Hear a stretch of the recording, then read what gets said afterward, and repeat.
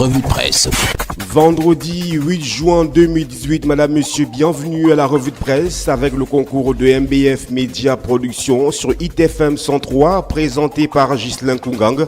Démarrons par le journal Défi Actuel qui titre à la une: révélation sur les nouveaux statuts de la FECAFOOT. Approuvés par la FIFA, les textes qui seront soumis pour adoption à l'Assemblée Générale de l'Instance Nationale de Football le 23 juin prochain connaissent quelques modifications majeures qui risquent de ne pas faire l'unanimité. Enquête et analyse en pages 2 et 3 du journal Défi Actuel. Abdoulaye Ado, le groupe d'Ia Mohamed est en train de revenir. C'est ce que pense cet observateur de football. Collège électoral, candidature déléguée à l'Assemblée Générale, équilibre régional. Tout ceci dans les colonnes du journal Défi Actuel. Toujours avec ce journal, procès de Mancho, BBC et compagnie. Maître Agbambala accuse le tribunal militaire de plusieurs violations. L'avocat donne des leçons de droit au juge du tribunal militaire qu'il reproche d'avoir transgressé les principes et directives sur le droit à un procès équitable et à l'assistance juridique en Afrique lors du procès du leader de la révolution du Cercueil et ses co-accusés. Tout ceci dans les colonnes du journal Défi Actuel à la page 11. Fiscalité, le MINFI négocie une nouvelle convention avec la Suisse en visite à Berne. Le 4 juin dernier, le ministre des Finances Lupaul Motazé et le conseiller fédéral suisse ont engagé des discussions en vue d'une convention contre les doubles impositions. Page 4 du journal Défi Actuel pour en savoir davantage. Un autre journal sur notre table, c'est L'Œil du Sahel. Ngaoundéré, ça chauffe à l'université, nous dit ce journal. Allez donc savoir le pourquoi à la page 9 de cette parution. Toujours avec L'Œil du Sahel, direction capitale politique du Cameroun, Yaoundé, où on nous fait savoir à la page 4 que le marché des poufs en cuir s'essouffle. Couverture santé universelle à la page 2, l'avant-projet de loi et presse selon ce journal. Mise à niveau des entreprises, le Crédit du Sahel et BMN, désormais partenaires, page 5 pour s'en convaincre. Sortons du journal L'Œil du Sahel par Boko Haram. La force multinationale mixte intensifie ses opérations civilo-militaires contre cette bande armée. Page 3 pour plus de détails sur ce déploiement.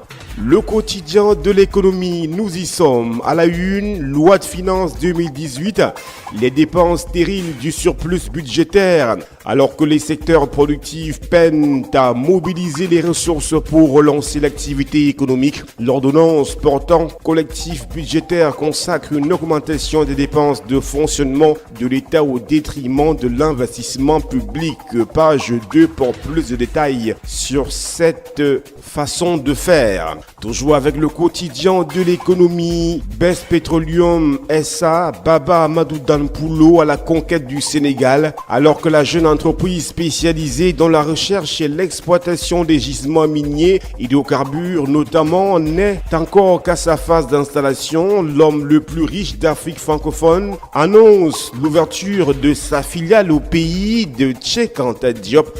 Page 5 pour lire cette offensive du multimilliardaire camerounais Baba Amadou Danpoulou. Toujours avec le quotidien de l'économie, aux pages 6 et 7, transport aérien, Turkish Airlines étend ses ailes en Afrique, nous dit ce journal. Crise anglophone, page 9, le nord-ouest et le sud-ouest attendent Paul Biya.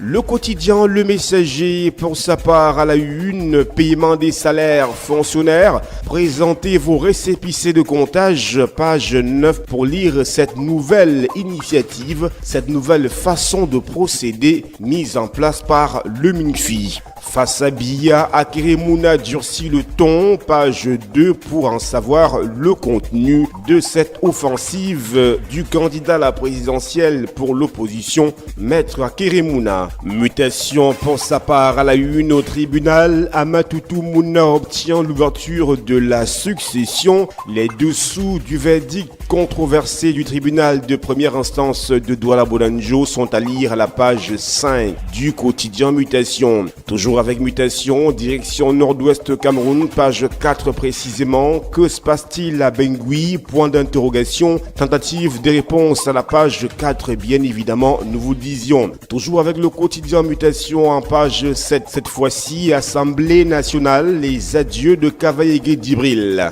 Le tri-hebdomadaire le soir, nous y sommes. À la une, Parlement, Kavaïgué Djibril rassure sur la tenue des élections. La reprise du service au Parlement camerounais a eu lieu hier, jeudi 7 juin 2018. À l'occasion, à l'hémicycle d'Ongwaïkele, le président de l'Assemblée nationale, Kavaïgué Djibril, dans son discours de circonstance, a rassuré de la tenue des élections législatives dans les délais légaux. Page 5 pour plus de détails sur cette sortie. Page 4 du tri-hebdomadaire le soir, Université de Ngaoundéré, nous parlons donc enseignement supérieur. Les enseignants menacent de boycotter les examens. Voilà, madame, monsieur, c'est la fin de la revue de presse, édition de ce vendredi 8 juin 2018 sur ITFM 103, présenté par Ghislain Kongank avec le concours de MBF Média Production. Excellent week-end à toutes et à tous, à lundi prochain.